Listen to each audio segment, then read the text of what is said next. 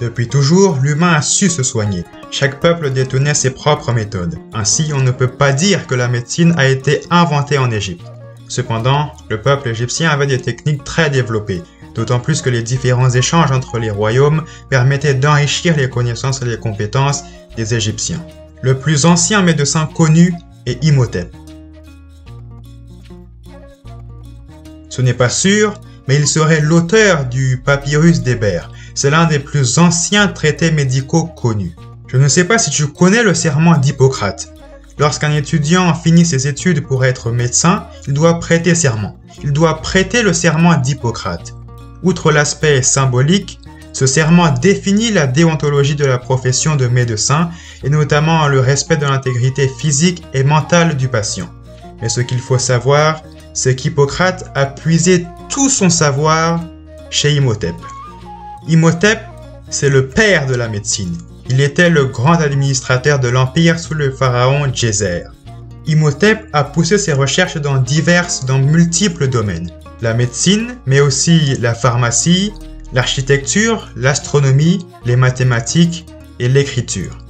C'est à Imhotep que l'on doit les pyramides à degrés. Disons que c'est la phase intermédiaire dans l'évolution des pyramides, car les premières pyramides n'avaient pas la forme que l'on connaît aujourd'hui. Au tout début, les grands édifices funéraires pour les souverains avaient cette forme-là. Ce n'étaient donc pas des pyramides. C'étaient les premiers tombeaux où reposait le souverain après sa mort. Ces premiers tombeaux étaient des mastabas. Ils ont été utilisés pendant les 2 premières dynasties. Et c'est sous la 3e dynastie que le roi Djéser érige, avec son architecte Imhotep, les premières pyramides à degrés. Et c'est plus tard que viendront les pyramides lisses que nous connaissons aujourd'hui. Pour revenir à la médecine, le serment qui est prononcé de nos jours par les jeunes médecins a été modifié au fil du temps. Mais si on reprend le texte d'origine, il est dit « Je jure par Apollon, médecin, par Asclépios, par Hygie et Panacée, par tous les dieux et toutes les déesses, les prenant à témoin que je remplirai, suivant mes forces et ma capacité, le serment et l'engagement suivant. » Donc là, Hippocrate jure par les dieux et les demi-dieux grecs. Et parmi ceux-là, il y a Asclépios. Et Asclépios, c'est le nom grec d'Imhotep. Si vous recherchez Asclépios sur Internet, vous le verrez le plus souvent comme ça. Pour les Grecs, Imhotep est un demi-dieu. Son nom romain est Esculape. Et sa sculpture a aussi été un peu réadaptée à l'art grec, puisque si l'on se fie à sa statue égyptienne, et donc sa statue originale, Imhotep est comme ceci. Donc Hippocrate jure par un médecin africain. S'il fait ça, c'est tout simplement parce qu'il s'est rendu en Afrique pour étudier la médecine. Lorsque Jean-François Champollion a déchiffré les textes en médecine d'Imhotep, il avait avec lui les textes grecs d'Hippocrate. Et il s'est rendu compte que certains textes d'Imhotep et d'Hippocrate se ressemblaient à la virgule près. On peut en conclure qu'Hippocrate s'est beaucoup inspiré d'Imhotep pour ses textes en médecine. Beaucoup. Mais surtout qu'il n'a pas cité ses sources. Et c'est pour cela que beaucoup ignorent que la médecine vient d'Afrique et non d'Europe. Et nous avons déjà là une preuve palpable que la médecine dans son entièreté tient ses racines d'Afrique. Rien que quand l'on pense à l'attitude professionnelle d'un médecin, vous savez, il y a le secret professionnel, il y a le fait de toujours faire le maximum pour soigner et accompagner son patient. Eh bien, ces attitudes viennent de nos médecins africains. À l'époque d'Imhotep, la chirurgie existait. Elle était très pointue, très perfectionnée. Pour vous donner un ordre d'idée, la neurochirurgie existait déjà. Le crâne et ce qu'il contient étant l'une des parties du corps humain les plus difficiles à comprendre. Donc les interventions chirurgicales sur le crâne existaient déjà et étaient très perfectionnées. La médecine était très organisée, très encadrée. Vous pouvez le voir sur l'image, il y avait donc le médecin, Sunu, le chef des médecins, Ur-Sunu, l'administrateur des médecins, l'inspecteur, le prêtre purificateur, le doyen et le prêtre guérisseur. Donc vous voyez, c'était très organisé. Les connaissances scientifiques étaient mêlées aux pratiques religieuses pour que le patient soit dans les meilleures conditions de prise en charge et de guérison. Les Égyptiens étaient à cette époque la civilisation la meilleure en termes de science, d'organisation et de recherche. Et à mon avis, jusqu'aujourd'hui, il n'y a pas mieux. Le docteur Kwadwo Fernand Doba Cholo ne l'était pas aussi et ça a été une grande aventure. Auteur du livre L'Afrique noire, berceau de la médecine et de la chirurgie, a dit, je cite, « On ne trouve pas d'exemple de civilisation qui place autant l'être humain et la vie au premier plan. Et c'est ce que nos ancêtres ont réalisé et avec une humanité extrêmement profonde. » Fin de citation. Concernant les outils médicaux et chirurgicaux utilisés, voici le stéthoscope, qui était dès son invention binaural.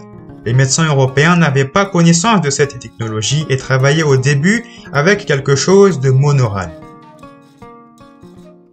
Il y avait le bistouri, utilisé pour faire des incisions, et vous voyez bien qu'il n'y a pas de grande différence, de grande amélioration entre celui qui date de 4000 ans et celui d'aujourd'hui. En réalité, on ne peut pas faire mieux, tout simplement. Les Égyptiens avaient déjà fait toutes les recherches nécessaires. Il y a 4000 ans, on désinfectait déjà les plaies et les outils avant l'intervention, grâce notamment au natron, un sel aux propriétés antibactériennes. Peut-être que Louis Pasteur a inventé l'asepsie, mais il l'a inventé en Europe, car en Europe, on n'avait pas encore cette notion de désinfecter, d'empêcher les corps étrangers de s'introduire, mais ce n'est pas le premier humain qui a découvert ça. Donc les notions de désinfection, de protection et de prévention étaient bien là.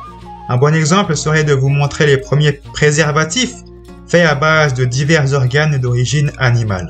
On pourrait dire que la science a régressé, car elle ne prend plus autant en compte l'intégralité du corps, c'est-à-dire la circulation des énergies dans le corps, les interactions entre le corps et la terre, entre le corps et son environnement. On dirait que la science s'est réduite, s'est restreinte pour se focaliser uniquement sur le corps et non ce qui l'entoure. On a perdu le contact avec la nature. Cette proximité, le fait de travailler avec la nature et non contre la nature. Je vais citer encore une fois le docteur Kwadwo Fernand Doba Cholo qui a dit, je cite, « En 1973, la Grande-Bretagne regarde toute sa base médicamenteuse, ils appellent ça le codex, et ils constatent que 77% de ce qu'ils ont vient d'Égypte. » Fin de citation. Pour finir, je rappellerai que les savants européens, Hippocrate et ses contemporains, allaient tous se former dans la vallée du Nil auprès des meilleurs. Selon Clément d'Alexandrie, qui était un lettré grec chrétien, ce que les savants grecs ont emprunté aux Africains ne tiendrait pas dans un ouvrage de 1000 pages, tellement il y avait de contenu. Si l'on veut, de nos jours, retrouver cette médecine africaine qui est complète, qui est intégrale, il faut se rendre dans l'Afrique profonde, comme disait Jean-Philippe Omotunde, dans le fond du Gabon ou du Bénin. Donc vous voyez qu'il y a un véritable travail à faire afin de rétablir la vérité, afin de nommer les véritables inventeurs, afin de retenir les véritables noms qui sont africains. Voilà. Dites-moi en commentaire si ce genre de concept vous plaît. Le docteur Kwadwo Fernand Doba Cholo, que j'ai cité plusieurs fois, a écrit un livre, L'Afrique noire, berceau de la médecine et de la chirurgie. Je vous recommande ce livre qui est vraiment plein de savoir et bien illustré. Le lien pour l'acheter est dans la description. Mais je précise quand même que je ne reçois rien en recommandant ce livre. Mais des richesses pareilles se doivent d'être lues. Si vous voulez aller plus loin, je vous mets aussi en description le lien de l'émission où sont intervenus le docteur Kwadwo Fernand Doba Cholo et Jean-Philippe Omotunde, aussi appelé Niusere Kalala Omotunde. N'oubliez pas de liker, vous abonner si ce n'est pas déjà fait pour plus de contenu. Allez, bye!